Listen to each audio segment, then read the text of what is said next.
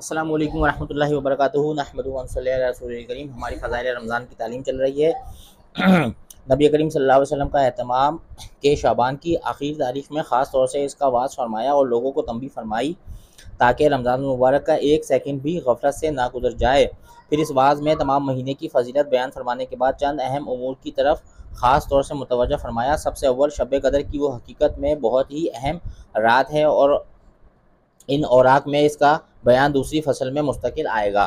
जो हमने पिछली दफ़ा बात की थी कि 3 फसलें होंगी, तो दूसरी फसल में शब कदर का जो है वो मुस्तकिल बयान आएगा। इसके बाद इरशाद है कि अल्लाह ने इसके रोज़े को फ़र्ज़ किया और इसके क़याम यानी तरावी को सुन्नत किया।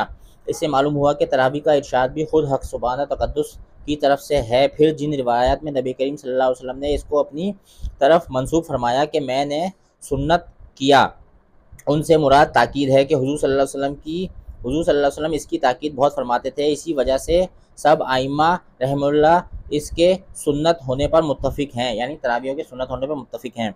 बरहान में लिखा है कि मुसलमानों में से रवाफ़िज़ के सिवा कोई शख्स इसका मुनकिर नहीं। हज़रत मौलाना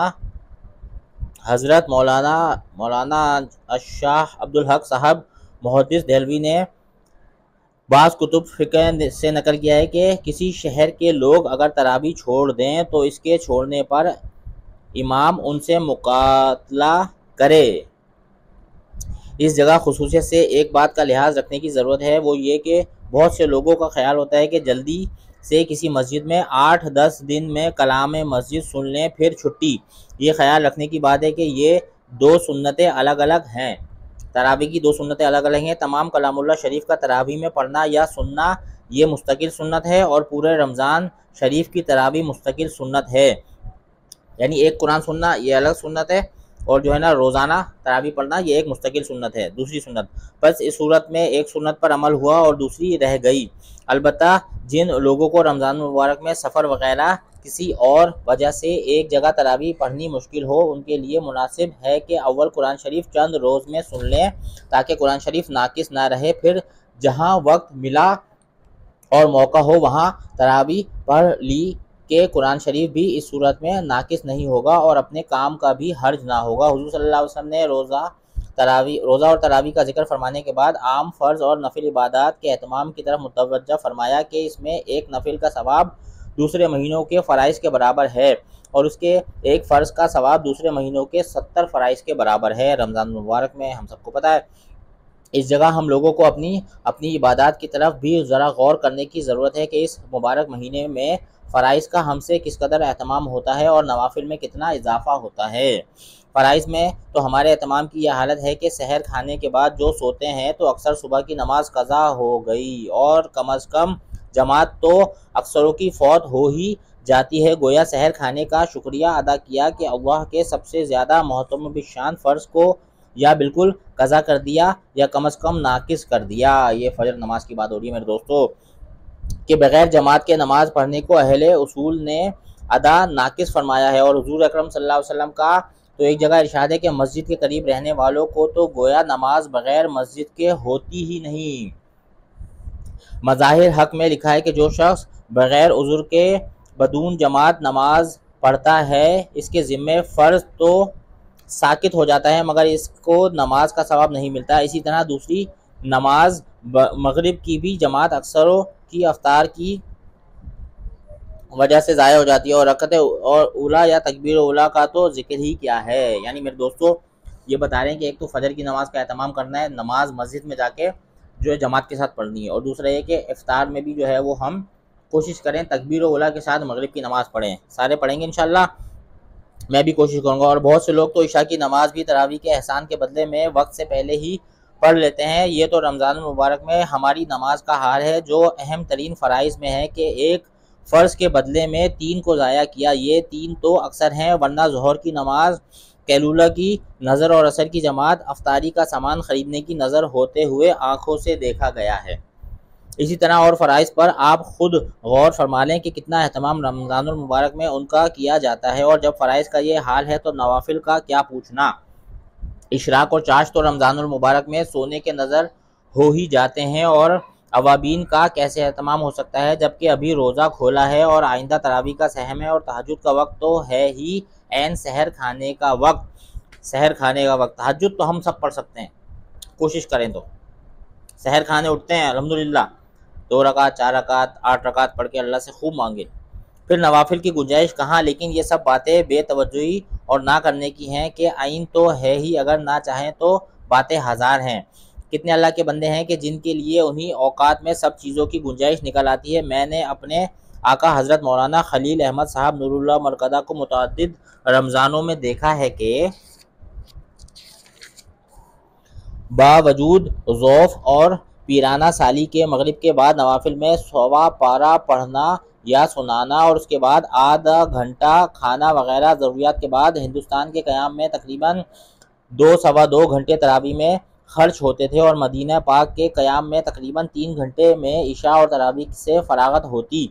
इसके बाद आप हस्ब इख्तिलाफ मौसम 2-3 घंटे आराम फरमाने के बाद तहज्जुद में तिलावत फरमाते और सुबह से निस्फ घंटा कबल सहर तनावुल फरमाते। इसके बाद से सुबह की नमाज तक कभी हिफ्ज़ तिलावत फरमाते और कभी और वज़ाइफ में मशगूल रहते। इस्तिग़फ़ार यानी चांदनी में सुबह की नमाज पढ़कर इशराक तक मुराकिब रहते और इशराक के बाद तकरीबन 1 घंटा आराम फरमाते। इसके बाद से तकरीबन 12 बजे तक और गर्मियों में 1 बजे तक बज़लुल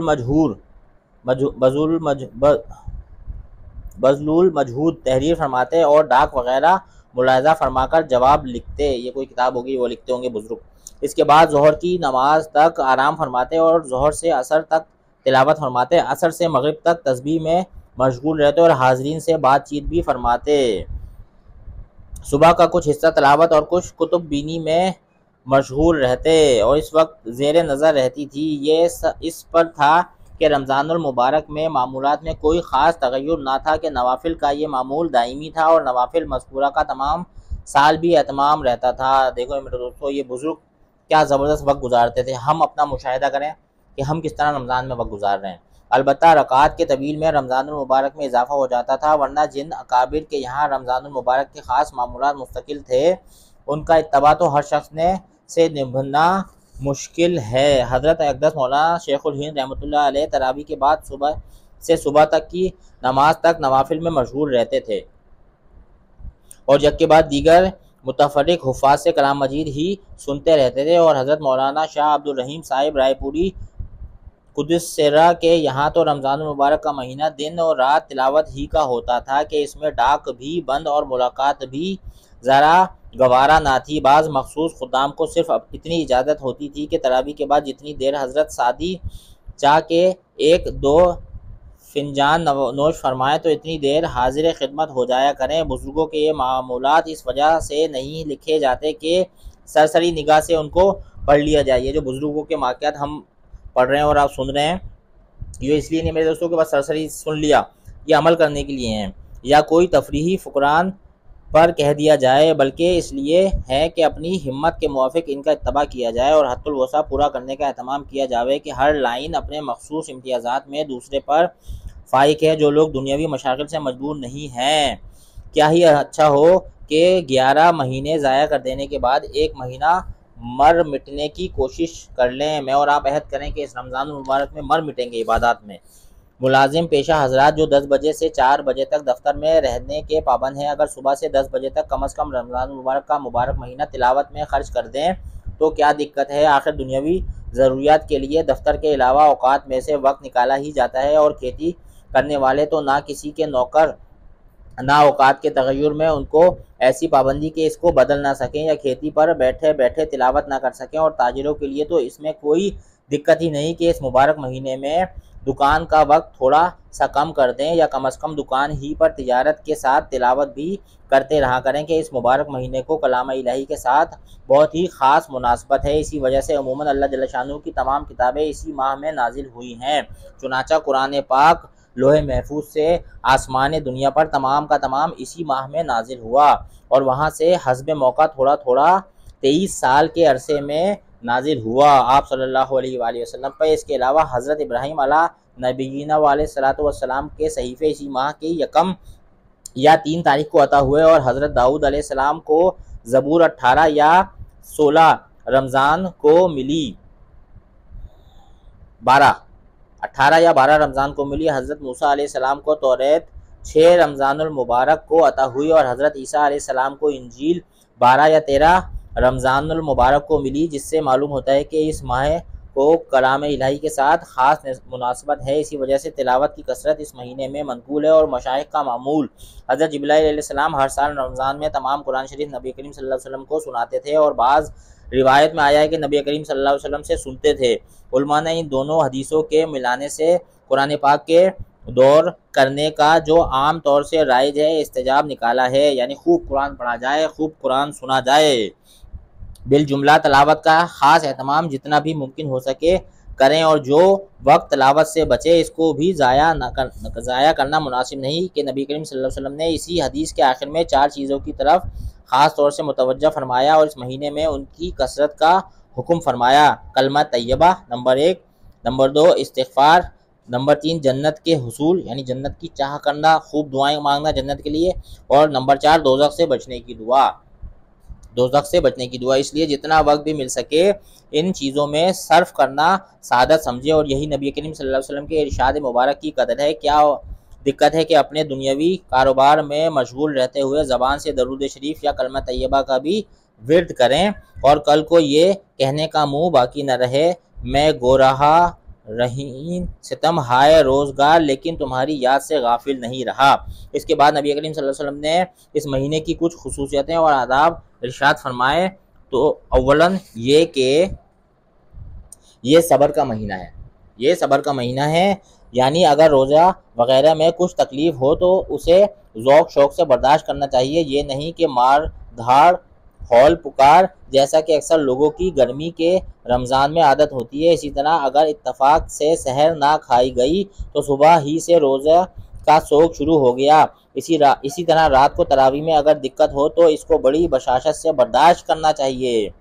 तरावी में दिक्कत होती है तो उसको बर्दाश्त करना चाहिए, इसको मुसीबत और आफत ना समझें कि ये बड़ी सख्त महरूमी की बात है। हम लोग दुनियावी मामूली अगराज की बदौलत खाना पीना राहत और आराम से सब छोड़ देते हैं, तो क्या रज़ाए इलाही के मुकाबले में इन चीज़ों की कोई वक़्त हो सकती है। अल्लाह पाक मेरे दोस्तों इन बातों का यकीन नसीब फरमाए, इन पे अमल करने वाला बनाए और दूसरों तक पहुँचाने वाला बनाए। रमज़ान में हम सब्र करेंगे इंशाअल्लाह, कोई दिक्कत कोई परेशानी आएगी उस पर सब्र करेंगे, अल्लाह से मांगेंगे, अल्लाह इसका बेहतरीन अजर देंगे। आपसे मिलते हैं अगली वीडियो में। आप सबको रमज़ान मुबारक, खूब जो है वो सहरी करें, तरावियाँ पढ़ें, कुरान पढ़ें, अल्लाह से मांगे, दुआओं की दरख्वास्त है। अस्सलामु अलैकुम वरहमतुल्लाह।